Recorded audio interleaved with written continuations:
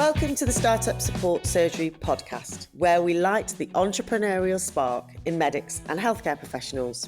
Join me, Dr. Jo Watkins, GP, business coach and co-founder of The How People, on a journey to discover where your medical know-how meets the business world.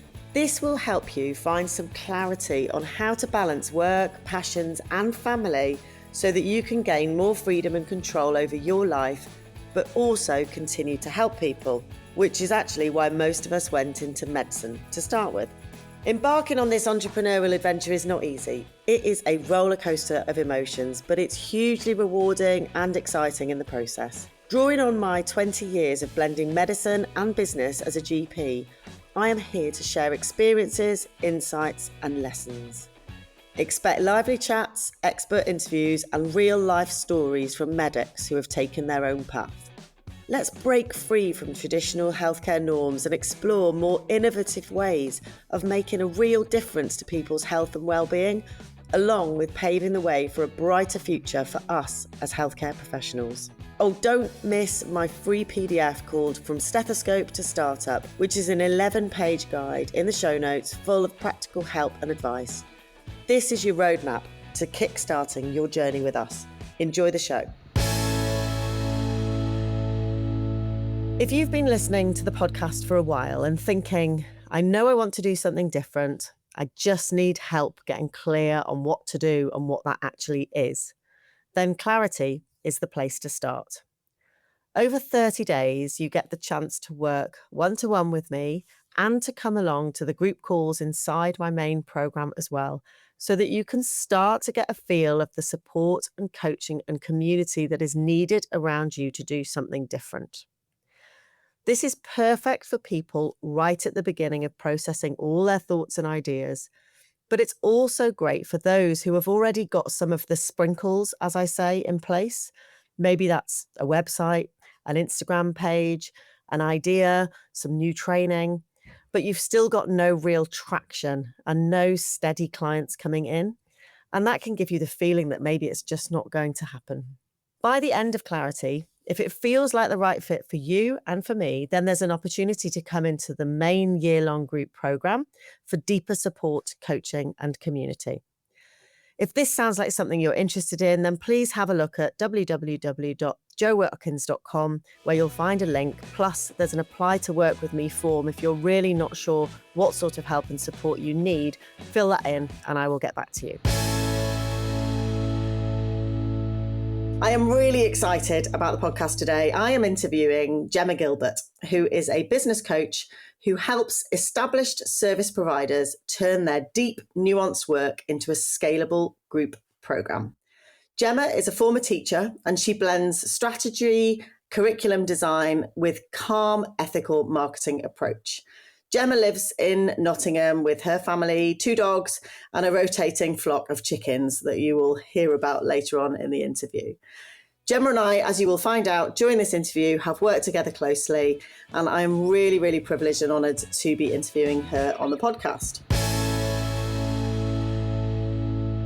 So Gemma's random fact is that both her parents were head teachers, and you actually went to your mum's school and they both told you never to become a teacher, so you thought you'd become a teacher. Exactly that. Classic rebelling against authority. Did the thing they told me not to do, learnt my lesson the hard way.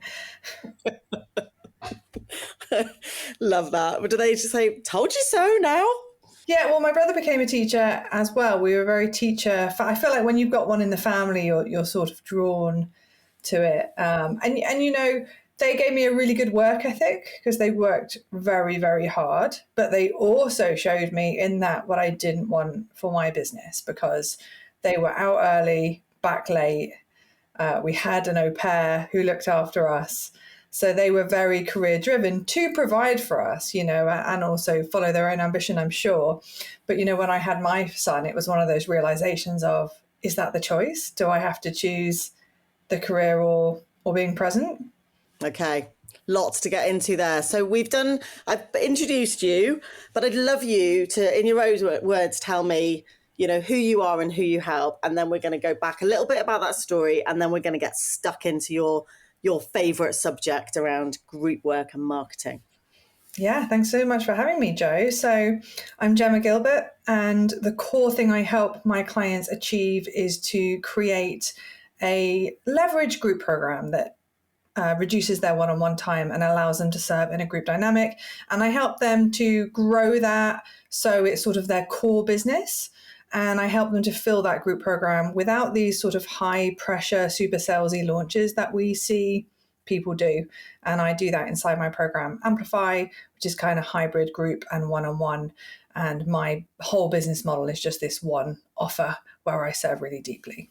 And that is how we met. I was trying to remember last night the actual person that introduced me to you, but 2 years ago, just gone 2 years ago, we had a one-to-one, and then I jumped into a quite intensive period of time working with you because I knew exactly who I wanted to help and how I wanted to help them. And I knew that I wanted to go into group, having done a lot of one-to-one work prior. And that's how we met, wasn't it? And I came into Amplify, and that period of time, September 2023, you made a massive difference to me and my business and my confidence. And I don't think I'd be doing what I'm doing now if it wasn't for you. Yeah, and you were such a great client as well because you came with a really clear vision. You were like, I've got this deadline, I've got this opportunity, I want to start the group now. And so just sort of strategizing and, being that sounding board and creating that strategy, you just went and launched your group within a month. And, and then jumped into Amplify. So for me, that was a real, when you have clients like you, it's such a pleasure because you just had feet to the fire. I'm going to do the work, and you've just flourished, and that's down to you. So it was a privilege to be by your side during that time. Oh, thank you. And I think we have to remember that and I talk about this a lot with the people that I work with within my program now, is that it's that risk, right? It's investing. You've got to invest in yourself. You've got to back yourself and find the right mentor and the right person at the time to support you. I mean, I guess we're starting at the head and we're going to go back, but I guess you've had those people in your life that you've invested in and those moments that have made a big difference to your career as well, have you? Yeah, especially in the first couple of years. So I invested with my first coach right from the beginning. And I just, I was in a corporate career. I wanted to make as fast a progress as I could. And I didn't want to make any of the missteps that I knew would cost me time and energy because I had a limited time to make it work. So I invested straight off the bat 8K to work with a coach back in 2018. And working with him was absolutely pivotal. Like I made very fast progress. I got fully booked with one-on-one clients within 8 months. And that's not typical. I want to say that because I know people are like, cool, well, I'll just do that. But I went all in and, all in straight away. And all of the fears I have, I was just like, I'm just going to go for this 100% and ignore every fear because that's the only way I'll know if I can make this work. Yeah. Okay. So take us back to that time so we can understand how we've talked about, we've already mentioned this one-on-one and group, and I really wanted to dig deep into that with you, but talk us through that pattern. Like, you were a teacher. Tell us how you're doing what you're doing now. I was a teacher back in 2018. I was in a corporate role. I got very disillusioned with the politics of teaching and I knew I didn't want to go into leadership. So I moved into educational sales and I was selling this brilliant educational software around the country. And that's where I really got like a taste for sales and also marketing because it was a small company. So you're sort of involved in a lot of things. But the company had been bought out whilst I was on maternity leave. And I walked back into an entirely different landscape. I had my job role changed overnight. I had their head office had moved to South London. So it was a 6-hour drive for me from Nottingham to South London. And I was miserable. I was absolutely miserable. And I realized this traveling sales role and the company takeover meant that staying in that role was absolutely impossible. And so I'd been doing a coaching qualification and I was like, I want to make this work. But I just had to pick a niche. And I didn't really feel like I had any specialist expertise. I'd never run a business. So I remember my coach said to me at the time, because I said, I want to help mums like me to leave the corporate gig who feel trapped and want to be there for their kids and start a business. But how can I help people with that? Like, I've never done that before. And he said, well, you can either go away and get that experience and come back, when you feel qualified to do that and do it, or we can just find a way for you to move forward in integrity now, and you can just coach, because that's the thing I had trained to do. You can just coach people through the blocks. So I was like, yeah, let's do that. That sounds way faster. So I picked that route and I just started coaching people, and it was terrifying. I had massive imposter syndrome. It fed into my deepest core wound that I'm not good enough. But I just did it. I just took those steps. I'm very good at kind of following a game plan. So when he was like, you're going to market on Facebook, I was like, cool, I can do that. I'm good at writing. You're going to do videos. Cool, I'm going to do that. You're going to go put out 20 free offers and just book 20 sales calls, 20 free coaching calls. I was like, fine, I'll do that. And I just did everything he said over and over again. I just put myself in the arena. And that action, and I guess not being afraid to test stuff. Like I ran in-person workshops for like £10 a ticket just to like get in the arena, get in the room. And so I started working with him in August 2018. And by June 2019, I had 12 one-on-one clients at maybe like 500 quid a month or something. And I was like, I can see this working. And you were specifically dealing with people at that time. Your niche was those people in the corporate sector who are wanting to leave their jobs and do other things, or just start a business? Just start a business. Mums in the corporate space. So I had a Facebook group back then called Mummy's Got Clients, which always made me laugh because everyone was kind of like, it makes you sound like you're a prostitute. And I was like, I like that humor. And it was kind of back when Facebook groups weren't everywhere. They weren't as saturated as they are now. And I was just this honest, direct voice speaking about my experience as I grew my business and my values as a mother and how I was changing it. And I just attracted people to me that resonated with that message. And that stayed my niche for a couple of years, the whole mums in business. So I attended local networking groups for mums, Facebook groups for mums. And that was my journey for a while. But really, really quickly, within a year, I realized that one-on-one work, I just found it so draining. And this is one of my favorite things about running a business. It just shines like a light and a mirror on all of the things you hadn't really registered about yourself. My changing energy levels, my mood changes, obviously gets worse as you get into your late 30s, early 40s. And I just thought, this business isn't sustainable just doing back-to-back one-on-ones a week. Yeah. And that's when things shifted into this group. So let's just go back to, you've mentioned a couple of things there that I'd just like to sort of pick up on. You mentioned this sort of, just say yes, like testing, experimental approach. Now that's something that is really important in business, isn't it? And it's something I find myself talking about a lot because most of my clients are medics. We don't tend to be desperately experimental for obvious reasons. Yeah.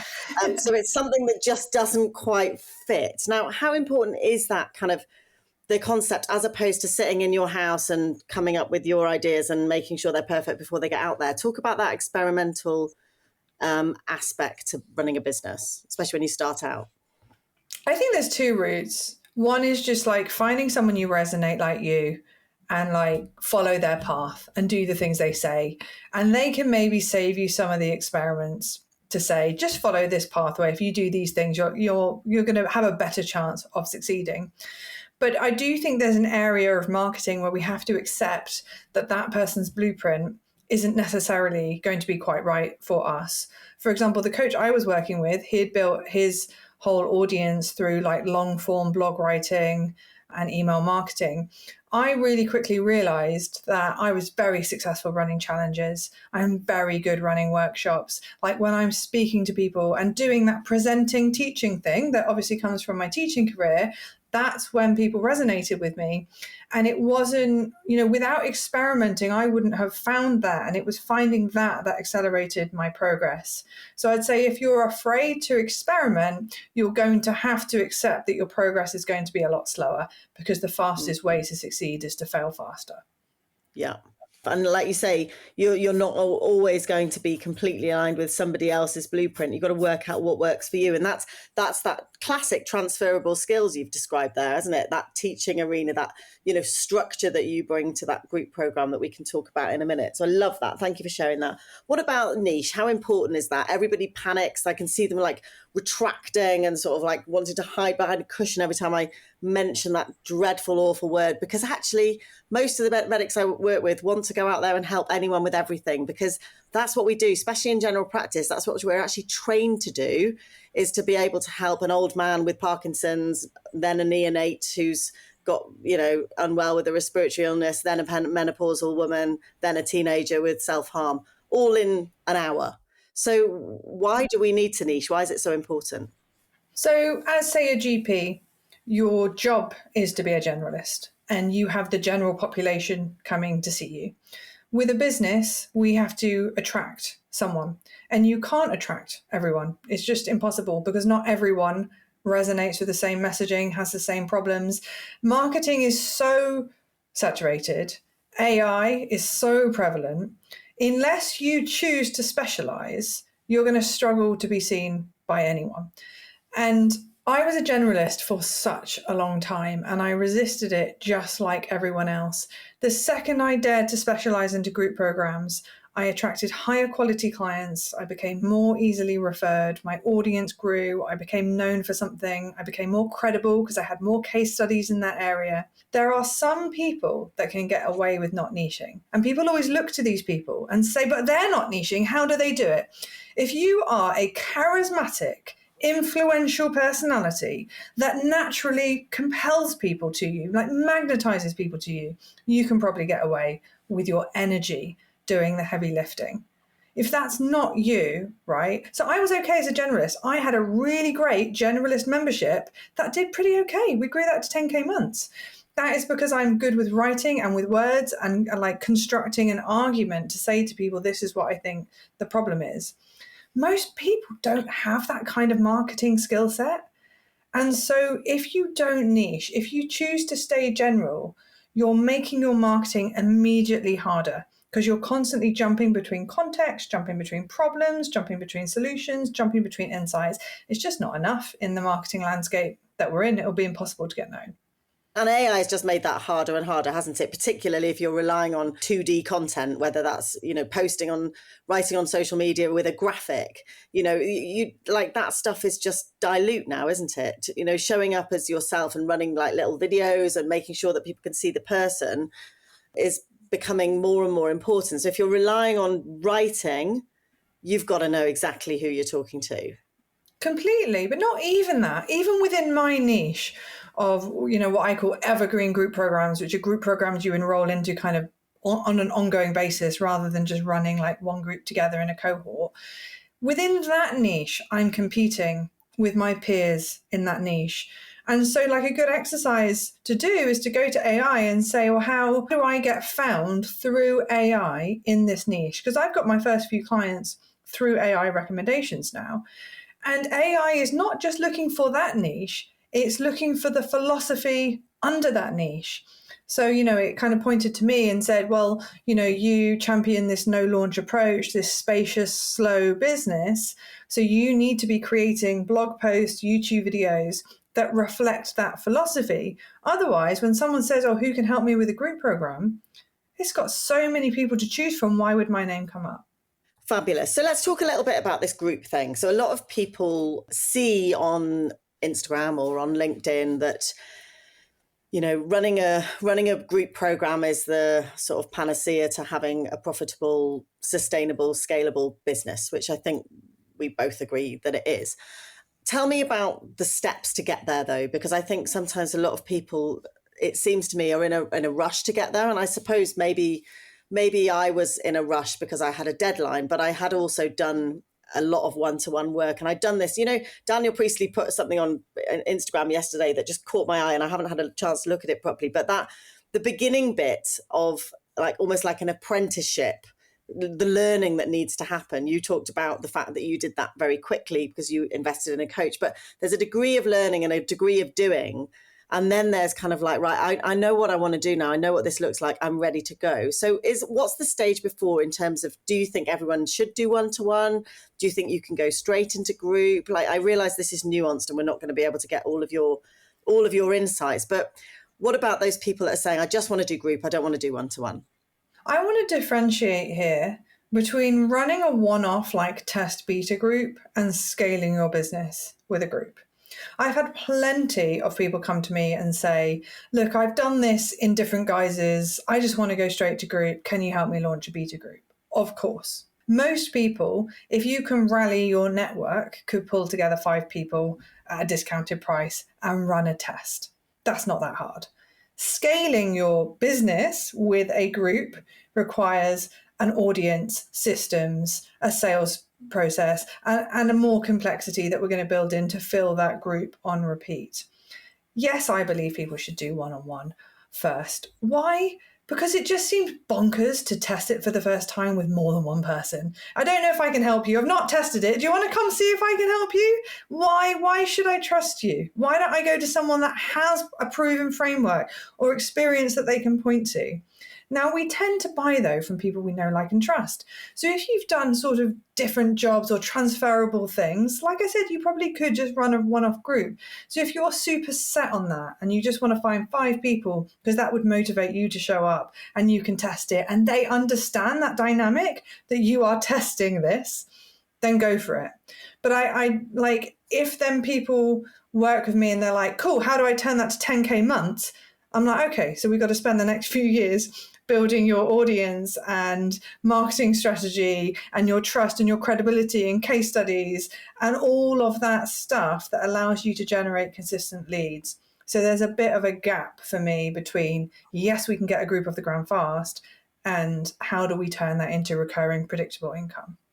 Yeah. And what you're talking about there is that bringing, say 5 people into a group program without having to go through that sort of launch cycle. So those people that you see them like heavily invested in their marketing for short periods of time to bring 6 people into a cohort, and then they disappear off the radar for 3 months and then they do it all over again. That's what we're trying to avoid with this concept of the Evergreen Group program. Is that right?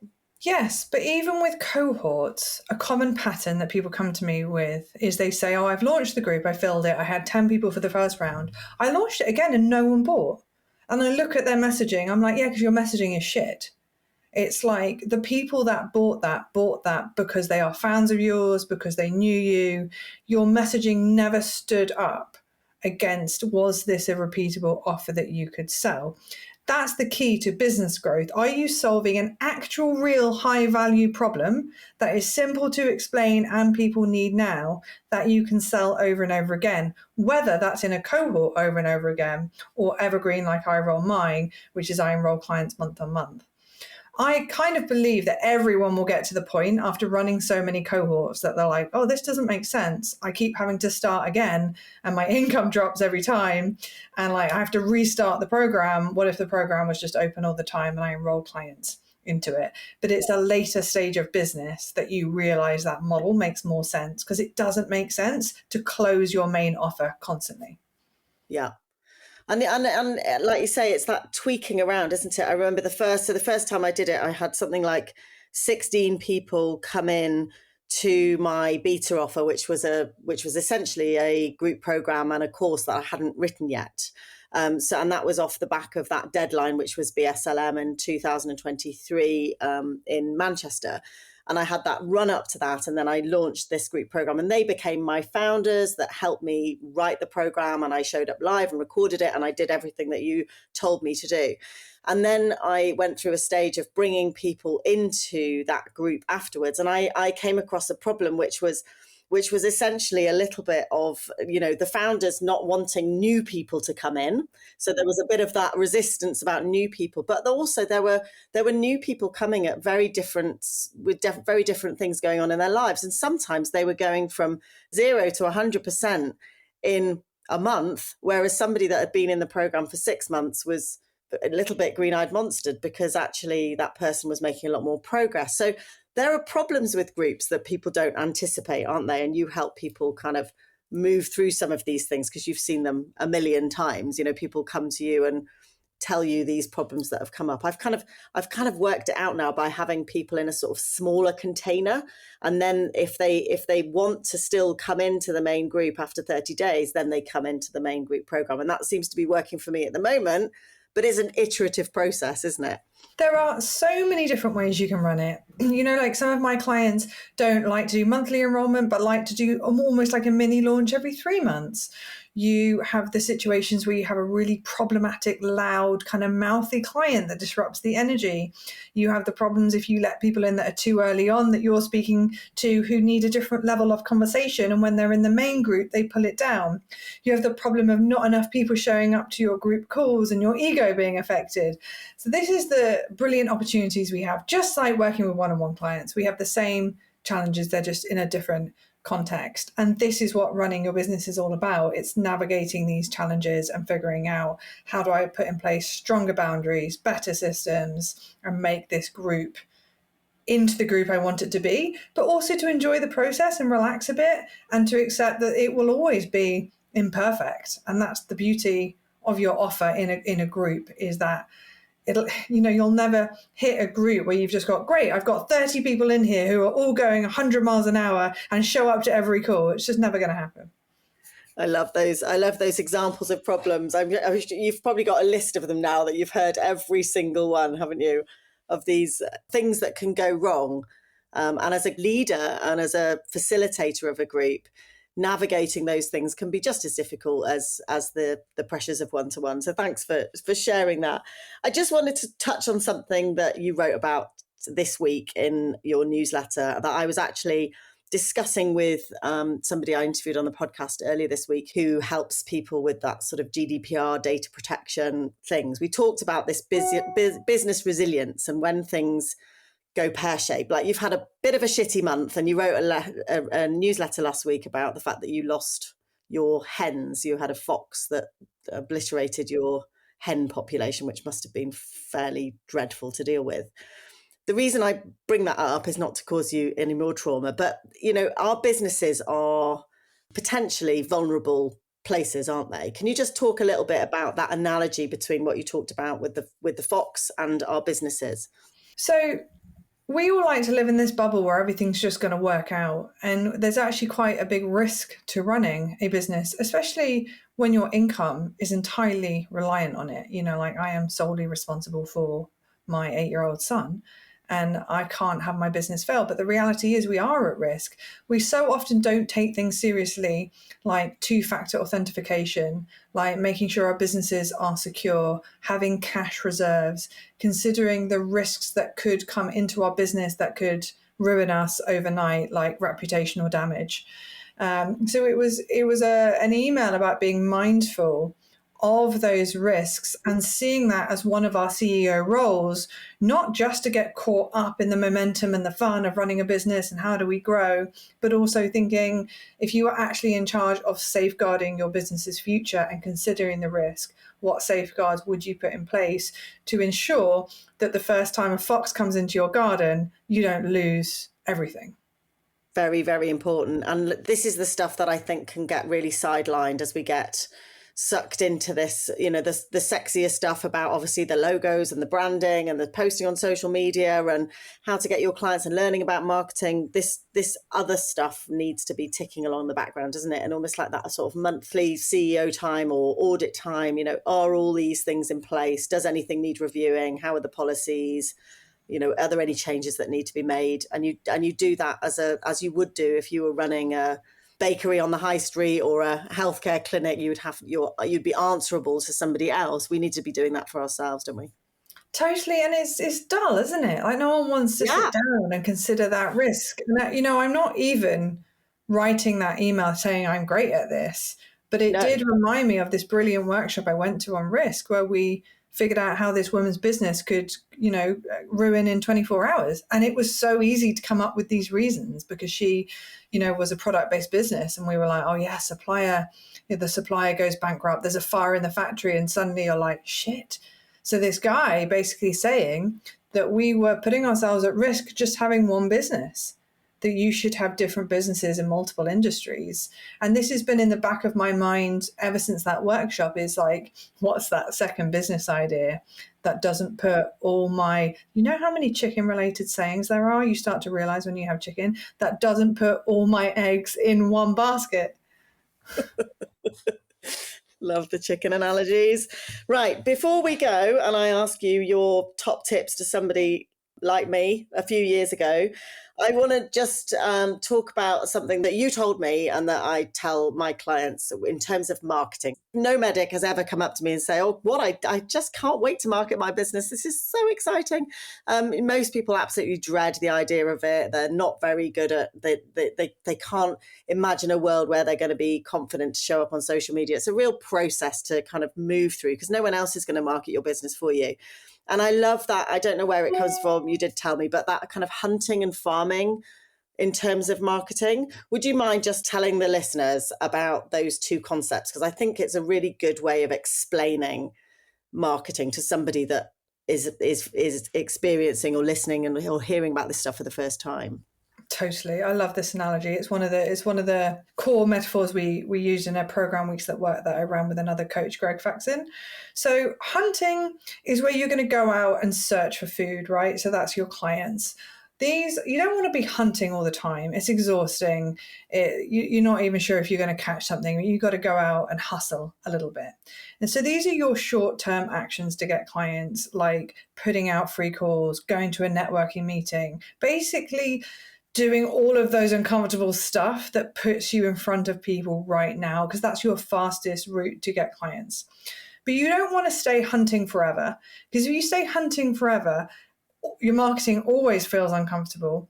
You never quite know where your next client is coming from. And this is where farming comes in. When we farm, we sow the seeds for the crops to grow, and then we have food in the future. This is your long-term marketing. This is the importance of growing your email list or taking whatever actions you do to grow your audience and nurture them over time. And it's going to differ for everyone's marketing strategy. So for me, it's ads, email marketing, and more recently, YouTube. If you're a people person, it might be going to 10 networking events every single month, bringing them to your LinkedIn and posting LinkedIn content. So you need to know your farming strategy, because that's the thing that brings you clients long term and builds your credibility. But every now and again, you'll be in a cash crunch, or maybe more often than that. And that's where your hunting skills come in. So you need to master both. You need your get clients now hunting strategy, and you need your long-term farming strategy. And when you know what both of these are, you can have a weekly rhythm that allows you to do mainly farming and hunting if you need to. And that's how you can get easier clients long-term. Absolutely brilliant. I love that analogy. It's brilliant, really simple. Really clear, and it will look different for everybody. So thanks for sharing that. So before we finish, you might have one tip, you might have 3 tips, I don't mind, but somebody who is in this early stage of thinking about potentially starting a business, doing something alongside the day job initially. Ideally, most people want to grow something independently that they might be able to replace their income for, that sort of stage of thinking. What would be your advice to somebody in that early stage? So the first one is find a mentor that is in your niche or industry that has taken the path that you want to take, and then cut out all the other noise. Because where people get really overwhelmed is they're listening to 10 different strategies. There's going to be more ways to get to where you want to go to. There's going to be so many, it's overwhelming. The fastest route is taking one route. Don't be the person who's working with a mentor whilst taking advice from elsewhere and challenging your mentor on different advice. Be the client like you were, that's all in. What do I have to do? I'm going to take the actions. Great. What next? That's your fastest route to success. That's number 1. Okay. Number 2, spend more time creating than consuming. That links to number 1. So if you are starting your day by reading other people's input and going down rabbit holes and triggering your imposter syndrome, you're never going to be successful. Start your day by creating. So this is a big shift that I've seen as I've grown my business. I'm not working with a coach right now. I haven't for a couple of years. I am so impressionable. If I see someone doing something that I think is impressive, I'm like, maybe I should be doing that. I had it this morning. I saw someone doing a really cool Christmas campaign, like 12 days of Christmas doing this thing. And I was like, I'm not doing a Christmas campaign. I should be doing a Christmas campaign. you've already lost, right? Because you then stop listening to your intuition. Now I get better at catching myself in this. But the mistake I made was I opened up my emails, I read someone else's strategy, and I got distracted. So spend more time creating than consuming, and trust your intuition. Then my third one, I mentioned this earlier, but I just think it's the most important one. There's a great Brené Brown quote about getting in the arena. She says, this isn't the exact quote, I don't take advice from anyone that's not in the arena getting their butt kicked with me. If you're in the gym, right, and I train a lot in the gym, and you see someone new come in, you never judge them for taking the first step. The people that judge are the ones not in the arena, right? So if you feel judgment, let them have their judgment while they sit on the sidelines judging other people because they don't have the guts to get in the arena. Get in the arena yourself, start failing faster, and surround yourself by other people who are also in the arena. I love those, Gemma. Find yourself a mentor, creating, not consuming, trusting your intuition, and getting in the arena. I will expand those and have a listen to them again afterwards because they are fantastic pieces of advice. I feel really honoured to have had you here. It's really exciting. 2 years, 3 months to the day that we started working together pretty much. And I really love that period of time. I think you're brilliant. I'm always listening to what you do, reading your emails. So please, I will be putting in the show notes what you have shared. You've got a free resource there for people. How else are people which is the best way of people keeping in touch with you or finding out more about what you do? So the two places I'm on social media, I limit my social media, but it's Facebook and Instagram. So Gemma Gilbert Coaching, come follow me there. The best thing to do is get on my email list. So grab that free resource. It's basically all of my insights of what makes a scalable group offer, one that you can scale to 100K, the 5 traits of those group offers. And they're super tangible. So if you start with those, if you're looking to explore groups, that is a great place to start. You asked me earlier, what do people actually need to have in place? So let me tell you, because I know people are so excited to start to go to group, and they do it too early. In my book, to join my program, you have an audience, right? If you come and you've just not grown any audience, why do you think you can grow a group program? So like 500 to 1,000 people on an email list or a core social media platform.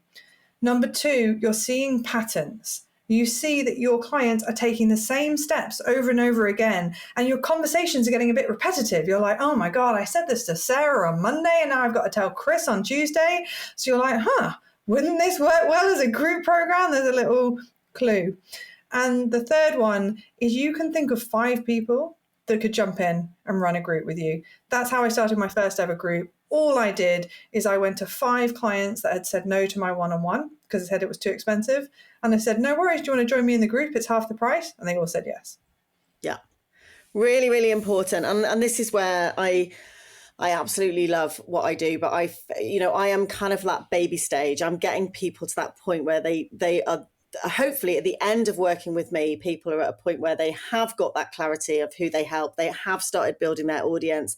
They do have those first paying clients. They are working one-to-one with people. They are working out what they're doing, and they are taking those big, brave steps. And then I am like a bird launcher. And, they come out of the other side and I'm like, right, you want to go do group? You've started group, you know where you need to go. And that's where I think this works so beautifully. And I'm really proud of the people that I've built relationships with, because I will not be recommending anyone to any of my listeners or anyone in my group program that I don't really trust and that I haven't worked with myself. So, Gemma's the right person to go to, but not necessarily at the beginning. If you're sitting there wondering whether that's the case, I think you'd agree that they need a bit of a stage before you. Obviously, I'll be waving my hands and saying that I'm the person for that. But, like genuinely, you don't want to jump straight in without those 3 things, do you? I mean, I just wouldn't let them in.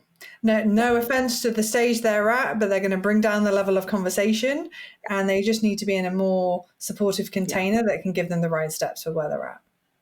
There we are. You heard it here first. So reach out to us, and thank you for listening. Thank you, Gemma, for spending your time with us today. Thanks, Jo. I hope this episode has sparked some new ideas or challenged your thinking. Transitioning from medicine to business is not easy. It's about adapting our skills while embracing the unknowns of entrepreneurship.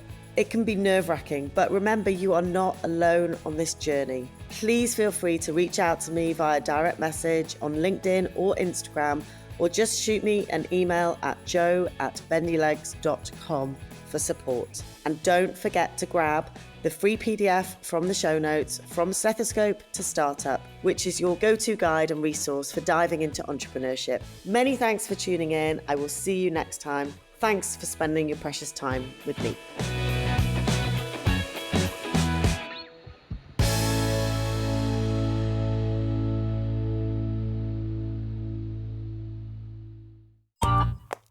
This has been a Monkey Pants Productions podcast.